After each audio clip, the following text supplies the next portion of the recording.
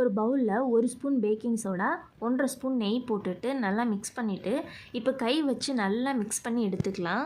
இப்போது இது கூட 1 கப் கடலை மாவு, 1/2 கப் அளவுக்கு அரிசி மாவு, 1/2 கப்பு பொட்டுக்கடலை மாவு, இப்போது ஒரு இடிக்கல்ல 2 பச்சை மிளகா, 2 பல்லு பூண்டு, கொஞ்சமாக சோம்பு போட்டு நல்லா தட்டி எடுத்துக்கலாம். இந்த மாதிரி இப்போது அந்த மாவில் பொடியாக கட் பண்ணி வச்சுருக்க 1/2 பெரிய வெங்காயம், கொஞ்சமாக கருவேப்பிலை, தேவையான அளவு உப்பு, பெருங்காயத்தூள், கொஞ்சமாக நம்ம இடித்து வச்சுருக்க பச்சை மிளகா பூண்டு எல்லாத்தையும் போட்டு நல்லா மிக்ஸ் பண்ணிக்கலாம்.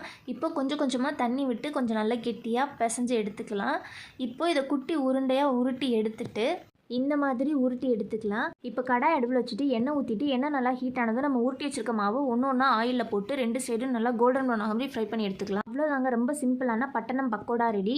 ஈவினிங் டைம் டீ கூட வச்சு சாப்பிட்டு பாருங்கள், சூப்பர் டேஸ்டியாக இருக்கும். அப்படியே கடையில் வாங்குகிற பக்கோடா மாதிரியே இருக்கும். எல்லாருக்கும் ரொம்ப பிடிக்கும். நீங்களும் ட்ரை பண்ணி பாருங்கள்.